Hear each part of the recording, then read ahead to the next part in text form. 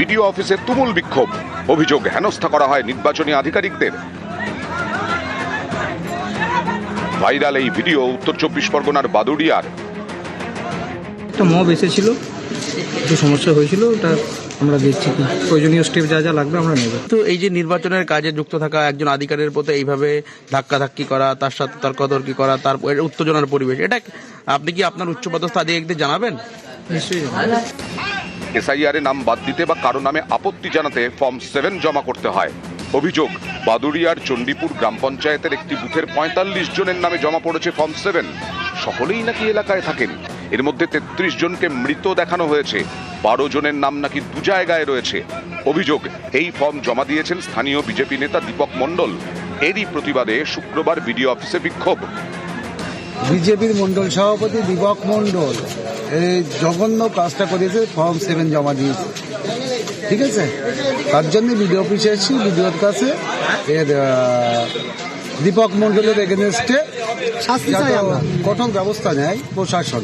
ইচ্ছাকৃতভাবে নাম ভুল করে দেওয়া হয়েছে, সেই নিয়ে একটা উত্তেজনা সৃষ্টি করে বিজেপির উপরে একটা আক্রোশ চালানোর চেষ্টা করা হচ্ছে। এটা একদম গুজব রটিয়ে বিজেপি কর্মীদের উপরে একটা হামলা চালানোর পরিবেশ সৃষ্টি করছে। বাদুড়িয়া দাঙ্গাপ্রবণ এরিয়া, এই প্রশাসনের দয়াতেই দাঙ্গাপ্রবণ এরিয়া হয়েছে, তৃণমূল সরকারের দায়েই। উত্তর 24 পরগনার বারাকপুর 2 নম্বর ব্লকের ঘোলা। অভিযোগ, এখানকার 215 জনের নামে ফর্ম 7 জমা পড়েছে। তাতে দাবি করা হয় ওই 215 জন ভারতীয় নন। এরপর সকলকেই শুনানিতে ডাকা হয়। এরই প্রতিবাদে শনিবার বিডিও অফিসে বিক্ষোভ। কমিশন আমাদের নোটিশ পাঠিয়েছে, তাতে লেখা আছে যে নট ইন্ডিয়ান সিটিজেন, মানে আমরা ভারতীয় নই। যারা বিজেপির দালালি করছে, যারা বিজেপি নেতা পশ্চিমবঙ্গে এরকম বহু বুথে বহু জায়গায় ফর্ম সেন্টারে মানুষকে হয়রানি করছে। চিন্তায় পড়ে গেছে, আমাদের ঘুম হচ্ছে না। যেভাবে বারংবার যে হিয়ারিং হচ্ছে, আমাদের নামে দেখা হচ্ছে, এটা একদম অস্বস্তিকর জিনিস। এটা আমরা মেনে নিতে পারছি না। যদি সত্যি তাই হয়ে থাকে, সত্যি তারা অনুপ্রবেশকারী হয়ে থাকে, সেটা ইলেকশন কমিশন যাচাই করে দেখবে। আর যদি না হয়, তাদের নথি চেক করে তাদের নাম তুলে দেওয়া হবে। এখানে অভিযোগ করার কিছু তো নেই। এসআইআর এর কিছু কাজ হলেই তাকে বিজেপি দাগিয়ে দিয়ে তার দিকে তীর ছড়ে দেওয়া হচ্ছে যে এরা বিভ্রান্ত ছড়াচ্ছে। এটা তৃণমূলের আর কিছু কাজ নেই। পানিহাটি পুরসভার 35 নম্বর ওয়ার্ড। এসআইআর তালিকায় এখানকার একটি বুথে 145 জনের নাম মৃতদের তালিকায়।